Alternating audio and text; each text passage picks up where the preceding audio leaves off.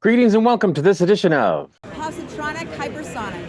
Positronic hypersonic. Positronic hypersonic. I'm Barry Peacock, and I'm here to talk to you about the series premiere of Daredevil, Born Again. It was a 2-episode premiere, and the first episode was called Heaven's Half Hour. As it starts, Matt, Foggy, and Karen, of course, the 3 main characters from the Daredevil show as it ran on Netflix a number of years ago, hit Rosie's bar after work before Bullseye, a main Daredevil antagonist who, of course, featured in the 3rd season of the original show, lures Foggy into the street and shoots him sniper style from a rooftop, prompting Matt to don his Daredevil suit and fight him, which leads to Matt tossing him off a different rooftop. A year later, Foggy is deceased, and Kingpin selects his suit for the day as his wife heads a meeting of the 5 families, which she's been running in his absence. He was, of course, in jail. Until he shows up there, and they talk about his being newly out of prison and running for mayor. Matt, who has a new law firm with a partner who used to be with the district attorney's office, attends Bullseye's sentencing hearing to make a statement against Bullseye, who gets life in prison. Visiting from San Francisco, where she now lives, Karen shows up for the occasion, briefly reuniting with Matt, with whom her relationship is very much strained, and they talk about how he's not Daredevil anymore. Kingpin then declares his candidacy for mayor publicly. Matt meets with a woman that his law firm partner told him was looking for a lawyer, and whom his partner told that he was looking for a therapist, which is apparently what the woman is, for which he later scolds his partner before meeting with his investigator, whom he's had looking into Kingpin and his wife's legitimacy, which seemed to be solid. Matt, who's now started dating the therapist he'd previously been tricked into meeting, as his law firm partner had intended, then meets with Kingpin at a diner, and they have a pleasantish, if awkward, conversation during which Kingpin says he's actually no longer Kingpin and just wants to help New York, and asks Matt why he's no longer Daredevil, to which Matt responds by saying he had to stop being Daredevil after crossing a line by trying to kill Bullseye, but that he will come for Fisk if Fisk steps out of line, prompting Fisk to say, "It's good that Matt is done with Daredevil because he won't tolerate vigilantism as mayor," which he then actually becomes by winning the election, before declaring to Vanessa that he won't kill someone called Hadam, who it seems is her lover.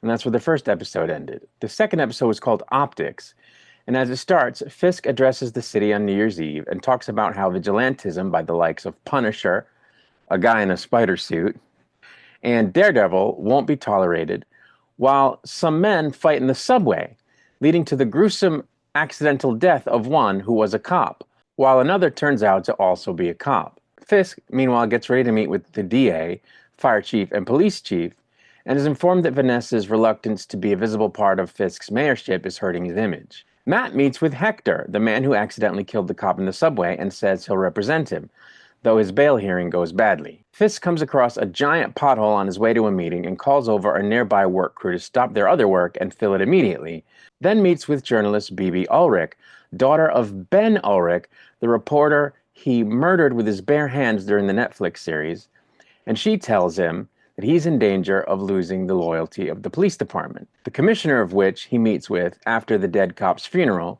only to be scolded by the police chief for his past and told that it is the commissioner's mission to see to it that Fisk isn't mayor for long. Matt's investigator accidentally discovers that Hector is the vigilante White Tiger, and he talks with him about how it complicates his case. The police commissioner resigns, but Fisk subtly shows him a photo of his family while talking about his own lunch, and causes the commissioner to change his mind. Matt follows a cop who he thinks is important to Hector's case, as Matt's girlfriend meets her new counseling clients, Fisk and his wife, whom it seems were entirely out of communication while Fisk was away. Meanwhile, the cop that Matt followed sets out to kill the man who escaped from the cops when Hector was fighting them in the subway, and whom Matt needs to help clear Hector. So he goes to see the man and ends up fighting the followed cop and another cop who came to kill the man after sending the man out the fire escape, and he seemingly kills one of the cops. That's where the second episode ended. So I did really enjoy these first two episodes of the new series. And it's funny because I only started watching the original Daredevil show because this show was coming, and I only finished watching the entire three seasons like 3 nights ago. So for me, the gap between the end of the original series and the new show is only like 3 nights. So it's all fresh for me, which I think is great. I think I would have been bothered by trying to recall things if I hadn't seen the original show so recently. I would have been like, what happened in the show about that? And what's the connection there? But I didn't have to deal with that. So that was pretty cool. The actors, of course, don't seem to have aged, which is great. Vincent D'Onofrio, I think, looks a little less broad. He might have lost weight, and so he looks a little less imposing than he did in the Netflix show, but it's fine because he's still plenty imposing. And, just a fantastic actor who does a great job in this, as he did in the Netflix show. I, of course, am totally bummed out that they killed Foggy and so soon. I think it's, just in the first 5 minutes, I think that's awful. He was the heart of the original show, really and truly, and such a good character. And they just often killed him, which, wow, okay. I was stunned by that and not terribly pleased by it. But what are you going to do? I'm sure the actor isn't thrilled about it either. Hey, we're going to reboot the show. We're going to do, oh, cool. Yeah, you're going to be in it for 10 minutes. Oh, great. Maybe he'll be in flashback. But yeah, I did really enjoy it.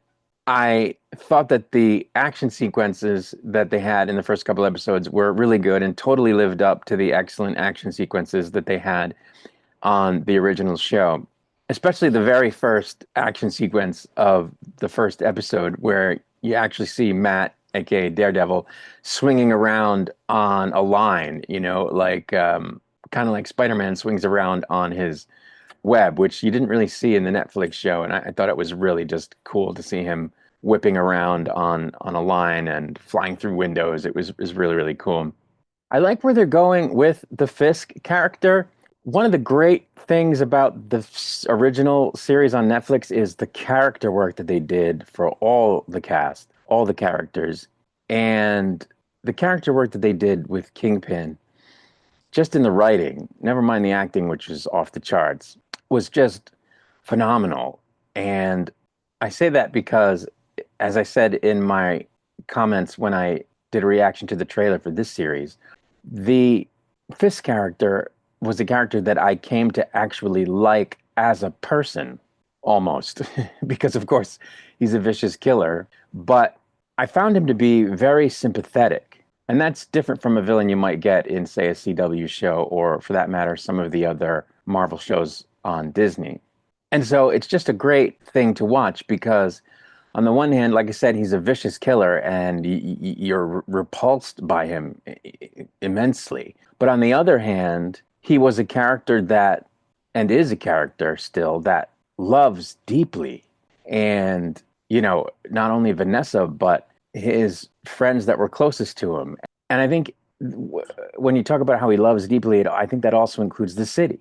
I think he really does love the city of New York when he talks about how he wants to improve the city, not only in this series, now that he's mayor, but in the previous series.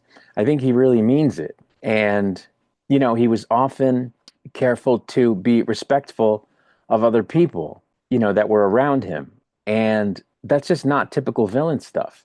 So I came to like Wilson Fisk as a person, the way they've depicted him on the Netflix show and the way they're depicting him now, while at the same time being, like I said, repulsed by him incredibly because he's so violent when push comes to shove. But it's just a great character to watch go through his paces. And they seem to have stuck with that in this series now, he's in marriage counseling with his wife because he loves her desperately and does not want to lose her.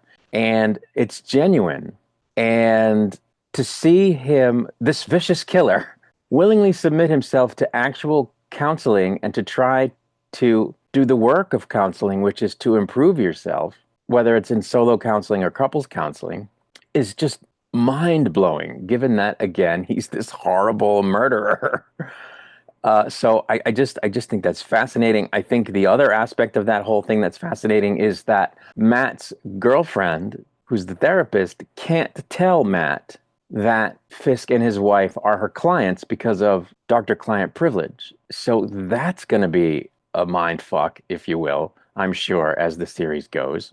I love that they brought in the reporter Ben's daughter. This reporter Ben was a serious thorn in Fisk's side during the Netflix show, and Fisk killed him with his bare hands very violently. And now his daughter is interfacing with him also as a kind of reporter, although she does her reporting on the internet, whereas her father did it in print. So that whole thing is interesting, especially when he was meeting with her and realizes who she is, but of course has to immediately go stone faced so she doesn't pick up on any weirdness and realize that he killed her father.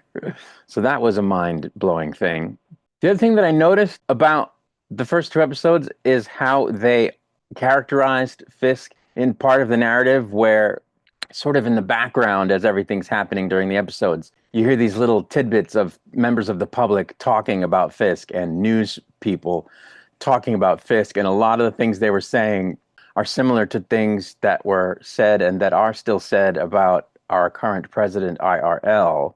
Because, of course, as a character, Fisk is very polarizing, especially as a politician, given that he's this big time criminal whom half of the public absolutely embraces because of his sort of no nonsense approach to things and his sort of populist rhetoric and strongman rhetoric. Because, of course, that all parallels real life. And I just thought it was interesting that they threw that dynamic in, that without saying it, they're painting him as a Trump-esque figure in the realm of politics, and I think that's interesting. I think a lot of people are not going to necessarily like that, but I think it was interesting. But yeah, that's really all there is to say about these two episodes. I thought they were really good, and I'm looking forward to watching the rest of the season and season two, which apparently is already in production, which is cool. Of course, I'll be back to do videos on the rest of the episodes as they're released. But for now, I'm going to get out of here. I'll be back with another video soon. Until I return, I wish you peace and long life.